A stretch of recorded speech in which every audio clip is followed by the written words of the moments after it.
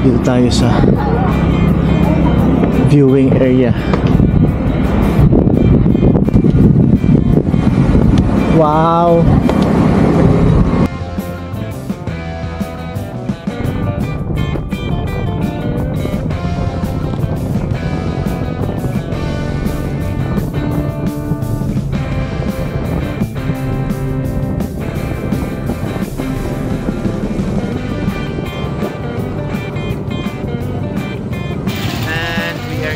Sa Lucban, Quezon. Yung landingan niya ay parang ano, vegan.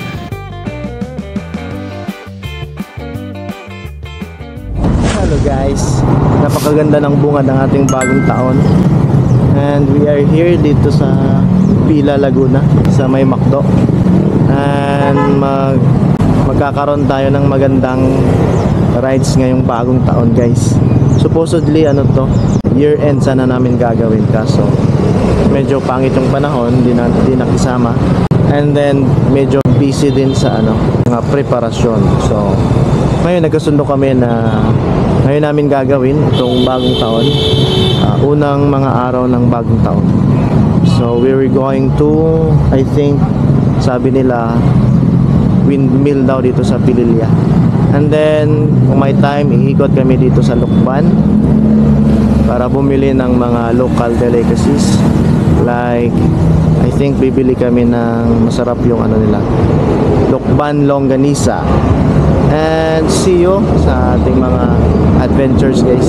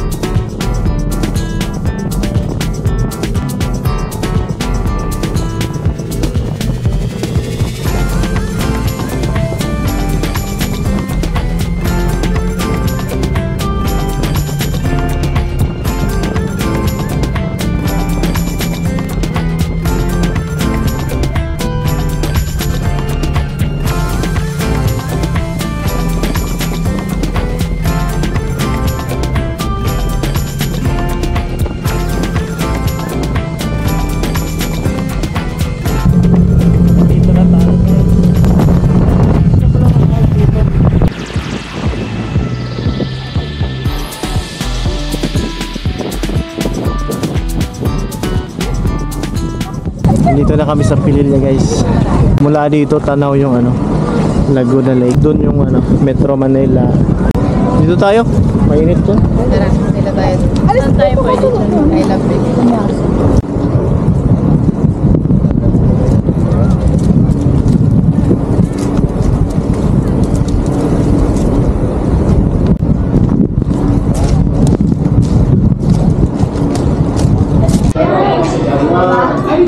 Dito tayo sa center.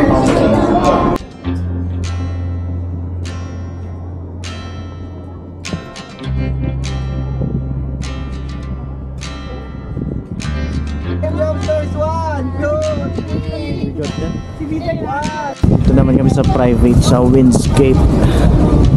So maganda dito, maaliwalas. Maraming hamak, pwede kang humiga, mag-relax. So, kakain lang kami dito. So, ito yung mga hamak nila dito guys. Masarap dito magpahinga. Tapos dito sa gilid, kita mo yung windmill dyan. Dito sa windscape guys, may viewing deck din sila dyan.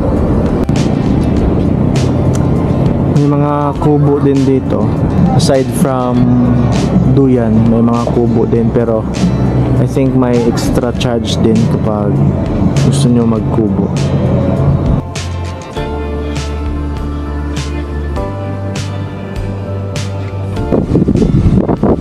Sobrang lakas ng hangin dito guys. Dito tayo sa viewing area. Wow.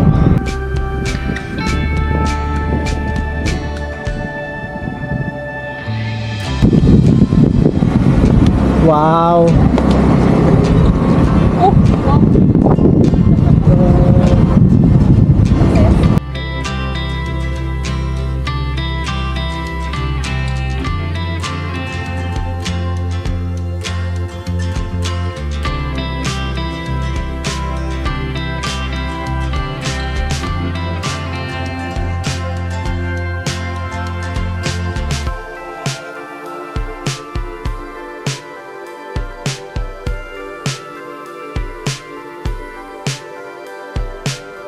Pagkatapos lang namin kumain guys, pahinga lang muna kami dito sa duyan. And after this, pupunta na kami ng Lucban, Quezon.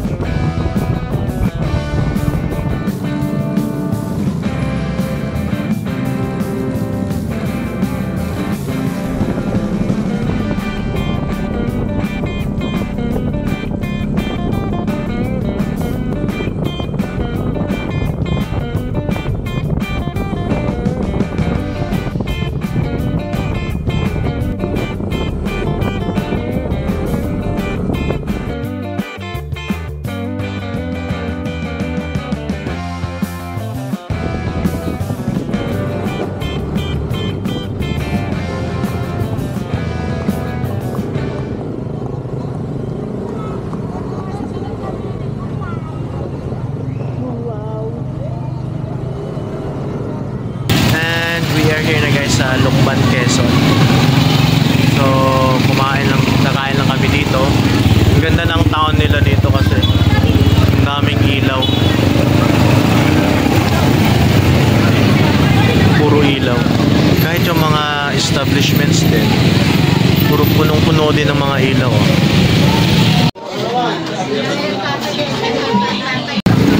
Ang datingan niya ay parang vegan.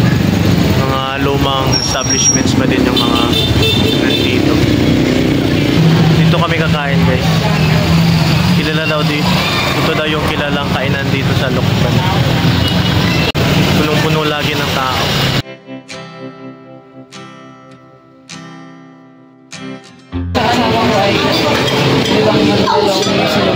Ako ay magsasaba.